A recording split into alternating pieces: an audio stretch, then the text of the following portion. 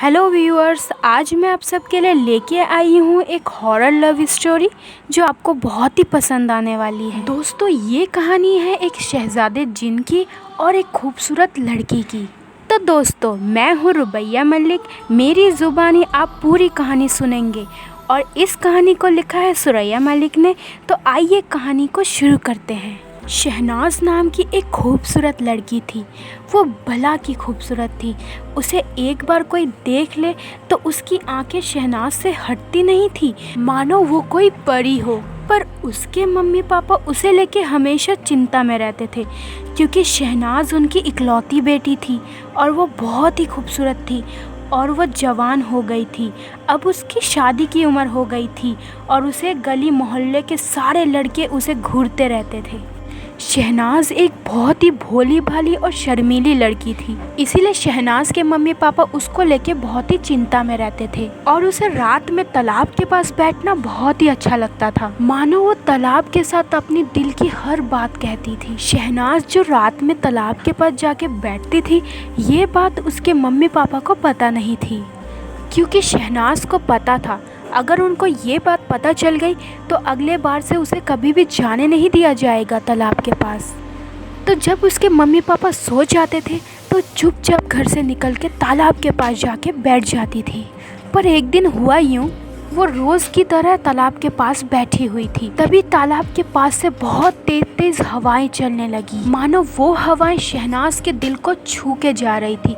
उसे ये हवाएं बहुत ही पसंद आ रही थी। फिर अचानक इन हवाओं के कारण शहनाज के लंबे घने काले बाल अचानक से खुल जाते हैं। फिर शहनाज अपने बालों का जोड़ा बना ले। फिर मानो थोड़ी देर बाद शहनाज को एहसास होता है कि मानो किसी ने उसके सिर में हाथ फेरा हो और फिर किसी ने उसके बाल को खोल दिया हो। फिर अचानक शहनाज पीछे मुड़ के देखती है, मगर पीछे कोई भी नहीं होता। शहनाज को थोड़ा सा अजीब लगता है और उसे अंदर से घबराहट महसूस होती है। तभी वो उठ के खड़ी हो जाती है और वो पीछे मुड़ के देखती है तो उसके ठीक सामने एक हसीन जवान लड़का खड़ा रहता है। उस लड़के की आंखें एकदम नीली होती है और शहनाज देखती है कि उसकी आंखें एकदम चमक रही है, मानो उसकी आंखें नहीं, कोई मोती हो। और ये सब देख के वो वहीं पे बेहोश हो जाती है। तभी वो जवान लड़का उसके पास आता है और शहनाज के पास आकर बैठ जाता है और वो लड़का शहनाज को घूरते रहता है और उसकी आंखें शहनाज से हटती नहीं, क्योंकि शहनाज भला की खूबसूरत है। वो चांदनी की चमक में और भी हसीन लग रही थी। तभी उस हसीन लड़के के पास और एक लड़का आता है और उसे बोलता है, शहजादे, आप इस इंसानी लड़की के पास क्या कर रहे हैं? चलिए, अपने कबीले में आपका सब इंतज़ार कर रहे होंगे। तभी शहजादा उस लड़के से कहते हैं, तुम ठीक कह रहे हो। और ये कहते ही वो शहनाज को अपनी बाहों में उठा लेते हैं।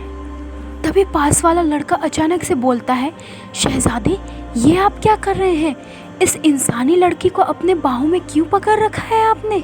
तभी शहजादा बोलता है, मेरी नज़र एक बार किसी पे पड़ गई ना तो वो चीज़ मेरी होती है और मेरी नज़र इस इंसानी लड़की पे पड़ चुकी है।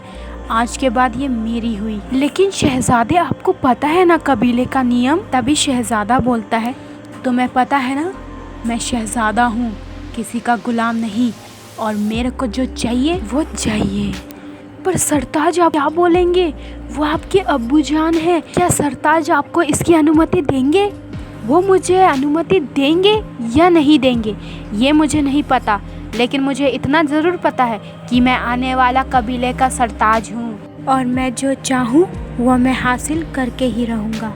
फिर शहजादा शहनाज को लेके कबीले में पहुँच जाते हैं। फिर शहजादे शहनाज को अपने कमरे में लेके जाते हैं और उसे बेड पे लिटा देते हैं। शहनाज को बेड में लिटा देने के बाद शहजादे भी उसके पास बैठ जाते हैं और उनकी आंखें शहनाज से हटती नहीं और शहजादे उसके सिर में हाथ फेरने लगते हैं और धीरे धीरे वो अपने होठों से कुछ लफ्ज़ निकालते हैं और वो बोलते हैं कि शहनाज, मैं तुम्हें अपने दिल से कभी नहीं निकालूंगा, चाहे कुछ भी हो जाए, हम दोनों कभी भी जुदा नहीं होंगे, क्योंकि मैं तुमसे बेशुमार प्यार करता हूँ। जब से मैंने तुम्हें देखा है मेरी नजर तुमसे हटती नहीं। तो दोस्तों आगे क्या होने वाला है कहानी में?